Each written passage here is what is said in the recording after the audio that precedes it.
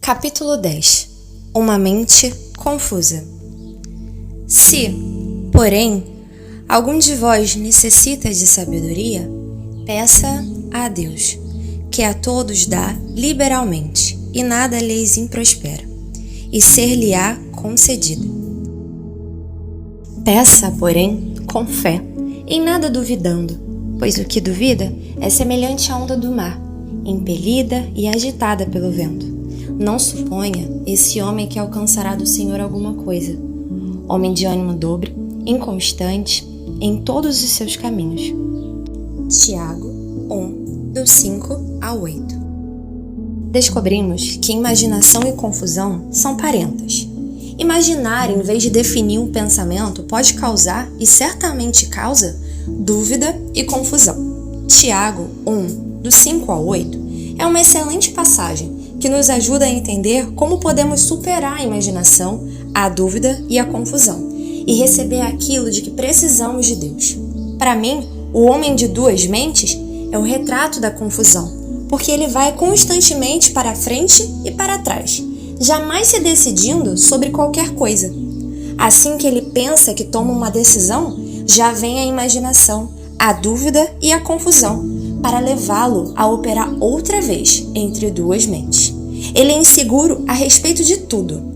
Vivi muito da minha vida assim, sem perceber que o diabo tinha declarado guerra contra mim e que a minha mente era o campo de batalha. Estava inteiramente confusa sobre tudo e não sabia o porquê.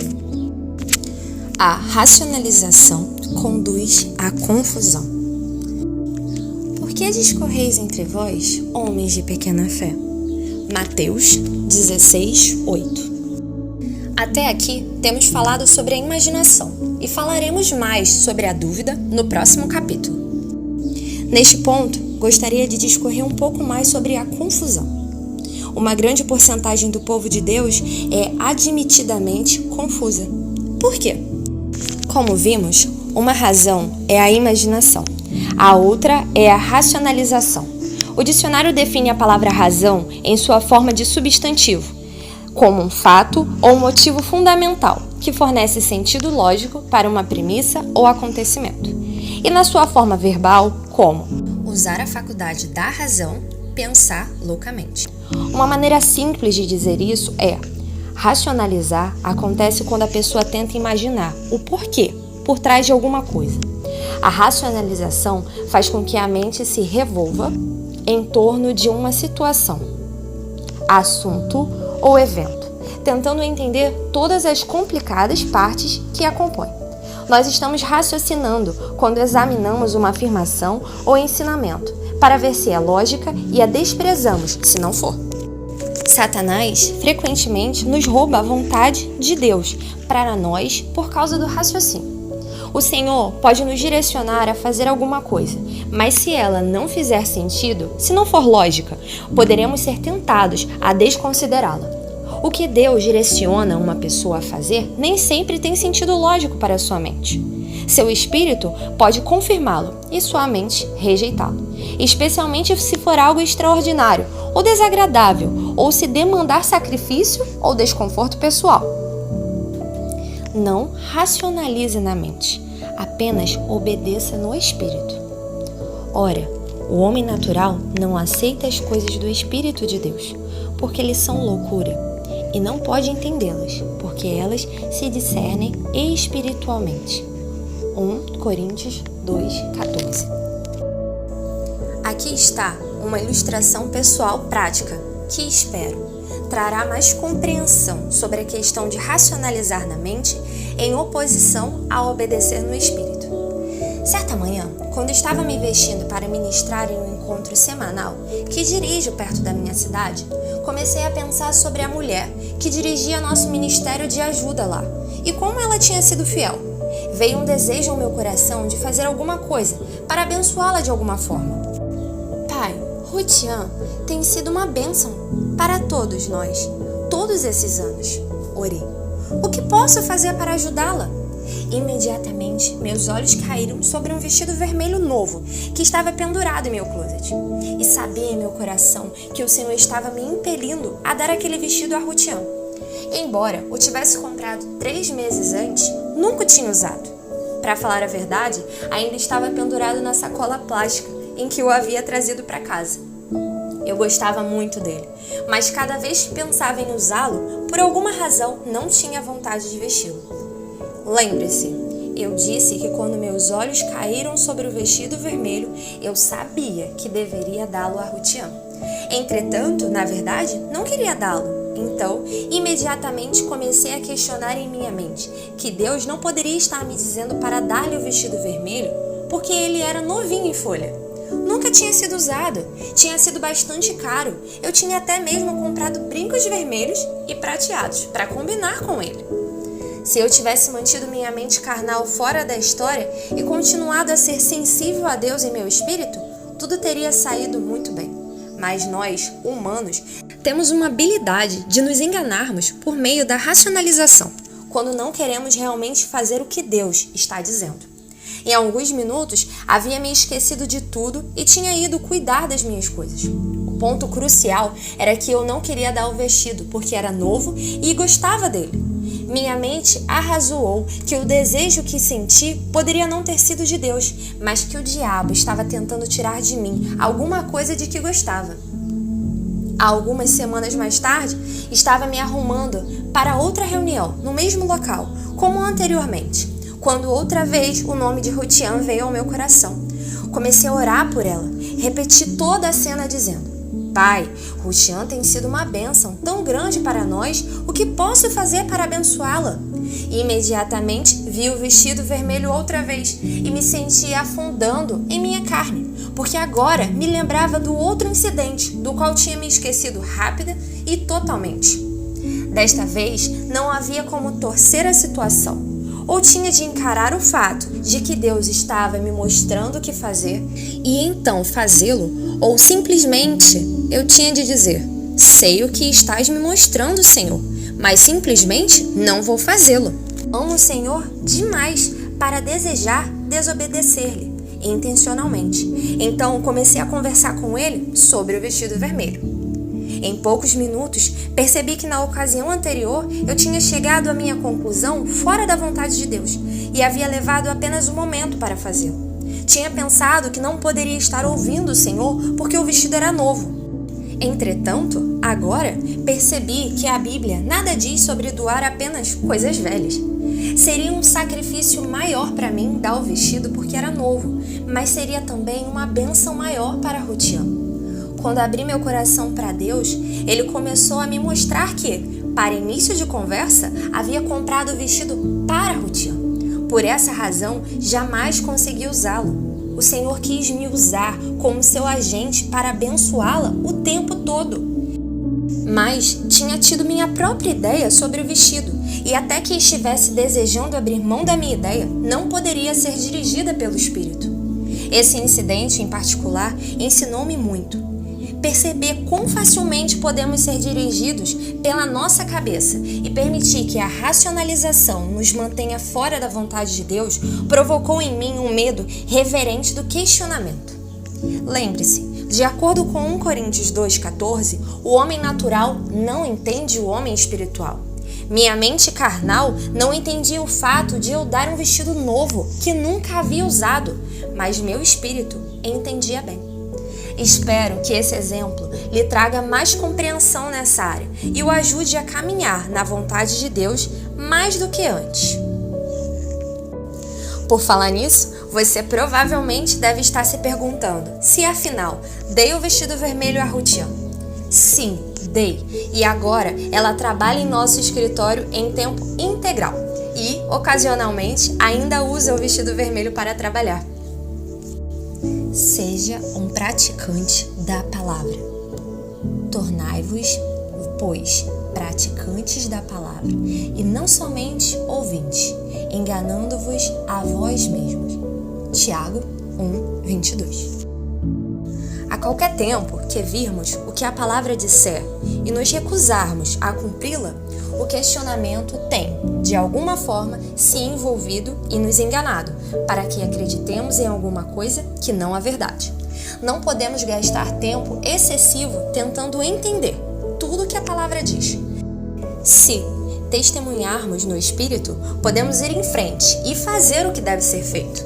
Descobrir que Deus quer que eu lhe obedeça, quer tenha vontade, queira ou ache que é uma boa ideia, quer não.